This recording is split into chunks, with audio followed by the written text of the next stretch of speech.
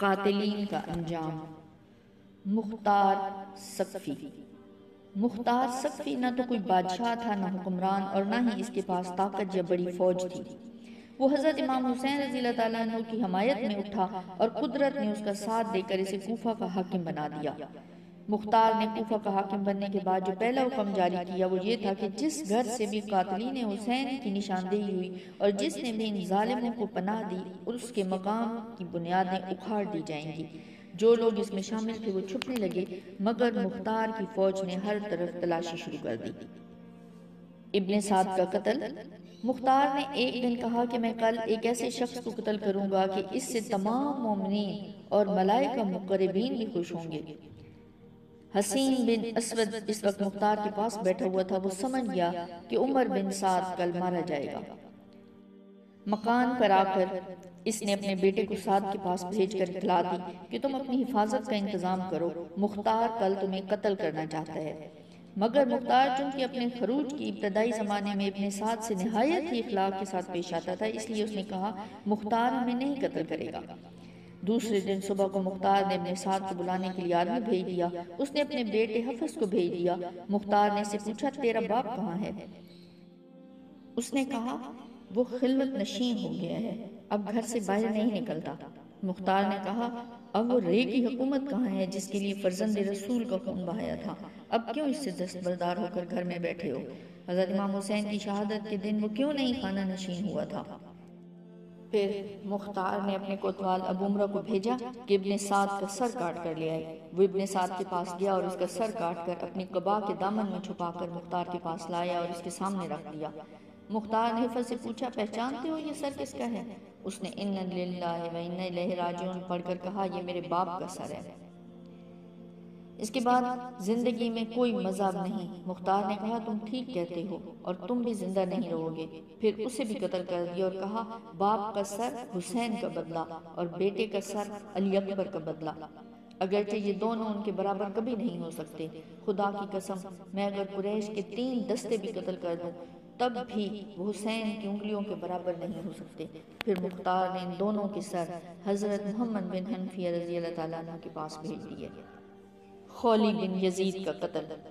خولی ان بدبختوں میں شامل ہے جنہوں نے امام علی مقام کے سر انور کو جسم اقدس سے جدا کرنے میں ساتھ دیا تھا۔ مختار نے اپنے کوتوال ابو عمرہ کو چند ساتھیوں کے ساتھ اس کی گرفتاری کے لیے بھیجا۔ ان لوگوں نے آ کر خولی کے گھر کو گھیر لیا۔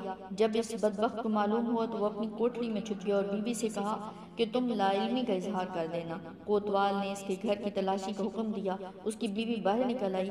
اس سے پوچھا گیا کہ تمہارا شوہر کہاں ہے؟ چونکہ جس وقت خولی امام حسین رضی اللہ تعالیٰ عنہ کا سر لایا تھا وہ اس کی دشمن ہو گئی تھی۔ اس نے زبان سے تو کہا کہ مجھے معلوم نہیں کہ وہ کہاں ہے، مگر ہاتھ کے اشارے سے اس نے چھپنے کی جگہ بتا دی۔ سپاہی اس مقام پر پہنچے اور دیکھا کہ سر پر ایک ٹوکرا رکھے زمین سے چپکا ہوا ہے۔ اس کو گرفتار کر کے لا رہے تھے کہ مختار کوفہ کی سیر کے لیے نکلا ہوا تھا، راستے میں مل گیا۔ اس نے حکم دیا کہ خولی کے گھر والوں کو بلا کر ان کے سامنے شاہراہ عام پر اس کو قتل کیا جائے اور پھر اس کو جلایا گیا، اور جب تک اس کی لاش جل کے راکھ نہیں ہو گئی مختار کھڑا رہا۔ شمر کا قتل۔ مسلم بن عبداللہ زیابی کا بیان ہے کہ جب حضرت امام حسین رضی اللہ تعالیٰ عنہ کے مقابلے میں کربلا جانے والوں کو پکڑ پکڑ کر مختار قتل کرنے لگا تو ہم اور شمر بن ذیلجوشن تیز رفتار گھوڑوں پر بیٹھ کر کوفہ سے بھاگ نکلے۔ مختار کے غلام ضربی نے ہمارا پیچھا کیا، ہم نے اپنے گھوڑوں کو بہت تیز دوڑایا مگر ضربی ہمارے قریب آ گیا۔ شمر نے ہم سے کہا تم گھوڑے کو اینٹ دے کر مجھ سے دور ہو جاؤ، شاید یہ غلام میری طاق میں آ رہا ہے۔ ہم اپنے گھوڑوں کو خود تیزی سے بھگا کر شمر سے الگ ہو گئے۔ غلام نے پہنچتے ہی اس پر حملہ کر دیا۔ پہلے تو شمر اس کی وار سے بچنے کے لیے گھوڑے کو کداتا رہا، مگر جب ضربی اپنے ساتھیوں سے دور ہو گیا تو شمر نے ایک ہی وار میں اس کی کمر توڑ دی۔ جب مختار کے سامنے ضربی لایا گیا اور اس کو واقعہ معلوم ہوا تو اس نے کہا اگر یہ مجھ سے مشورہ کرتا تو میں کبھی اس کو شمر پر حملہ کرنے کو حکم نہ دیتا۔ ضربی کو قتل کرنے کے بعد شمر کلتانیہ گاؤں پہنچا جو دریا کے کنارے تھا۔ اس نے گاؤں کے کسان کو بلا کر مارا پیٹا اور اسے مجبور کیا کہ میرا یہ خط مصعب بن زبیر کے پاس پہنچاؤ۔ اس خط پہ یہ پتہ لکھا ہوا تھا شمر ذیلجوشن کی طرف سے امیر مصعب بن زبیر کے نام۔ کسان اس خط کو لے کر روانہ ہوا۔ راستے میں ایک بڑا گاؤں آباد تھا جہاں کوتوال ابو عمرو چند سپاہیوں کے ہمراہ جنگی چوکی قائم کرنے کے لیے آیا ہوا تھا۔ یہ کسان اس گاؤں کے کسان سے مل کر شمر نے جو اس کے ساتھ زیادتی کی تھی اس کو بیان کر رہا تھا کہ ایک سپاہی ان کے پاس سے گزرا۔ اس نے شمر کے خط کو اور اس کے پتے کو دیکھا تو پوچھا کہ شمر کہاں ہے؟ اس نے بتا دیا۔ معلوم ہوا کہ 15 کلومیٹر کے فاصلے پر ہے۔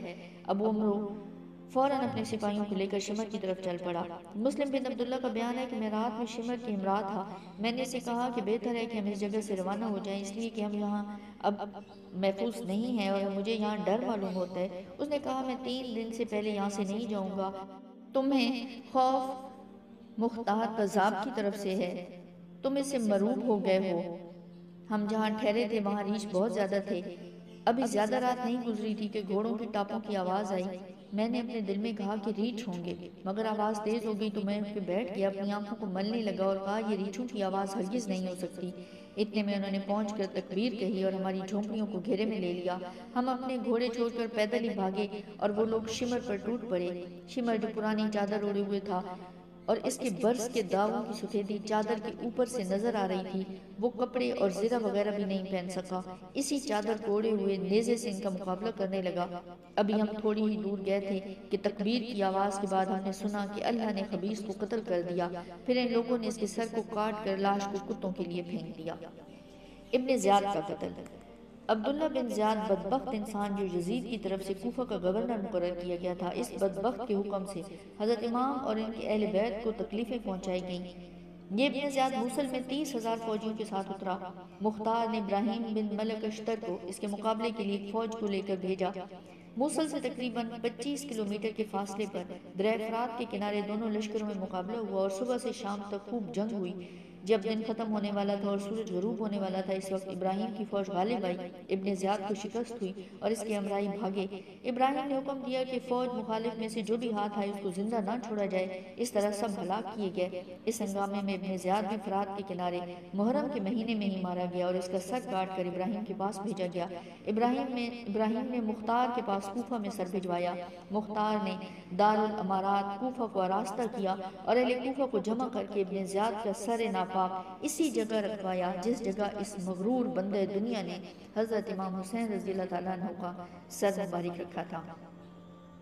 مختار نے اہل کوفہ کو خطاب کر کے کہا کہ اہل کوفہ دیکھ لو کہ حضرت امام حسین رضی اللہ تعالیٰ عنہ کے ناحق خون نے ابن زیاد کو نہ چھوڑا۔ آج اس نامراد کا سر اسی جگہ ذلت و رسوائی کے ساتھ رکھا ہوا ہے۔ یہ وہی جگہ ہے جہاں حضرت امام حسین رضی اللہ تعالیٰ عنہ کا سر مبارک رکھا تھا۔ خداوند عالم نے اس مغرور فرعون خصال کو ایسی ذلت و رسوائی کے ساتھ ہلاک کیا کہ اسی کوفہ اور اسی دارالامارات میں اس بے دین کے قتل اور ہلاکت پر آج جشن منایا جا رہا ہے۔ ترمذی شریف کی حدیث میں ہے کہ جس وقت ابن زیاد اور اس کے سرداروں کے سر مختار کے سامنے لا کر رکھے گئے تو ایک بڑا سانپ نمودار ہوا۔ اس کی ہیبت سے سب لوگ ڈر گئے۔ وہ تمام سروں میں پھرا، عبیداللہ بن زیاد کے سر پر پہنچا تو اس کے نتنے میں گھس گیا اور تھوڑی ہی دیر ٹھہر کر اس کے منہ سے نکلا۔ اس طرح 3 بار سانپ اس کے سر کے اندر داخل ہوا اور غائب ہو گیا۔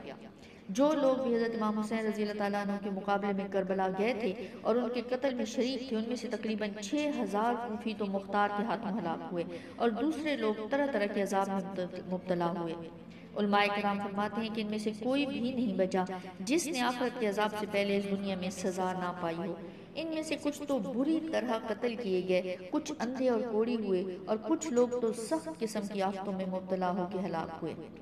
مختار کا دعوی نبوت۔ مختار نے حضرت امام حسین رضی اللہ تعالیٰ عنہ کے قاتلین کے بارے میں بہت شاندار کارنامہ سر انجام دیا، لیکن آخر میں وہ دعوی نبوت کر کے مرتد ہو گیا۔ کہنے لگا کہ میرے پاس حضرت جبرائیل علیہ السلام آتے ہیں اور مجھ پر خدا تعالیٰ کی طرف سے وحی لاتے ہیں، میں بطور نبی مبعوث ہوا ہوں۔ حضرت عبداللہ بن زبیر رضی اللہ تعالیٰ عنہ کو جب اس کے دعوی نبوت کی خبر ملی تو آپ نے اسے ختم کرنے کے لیے لشکر روانہ فرمایا جو مختار پر غالب ہوا اور ماہ رمضان 67 ہجری میں اس بدبخت کو بھی قتل کر دیا گیا۔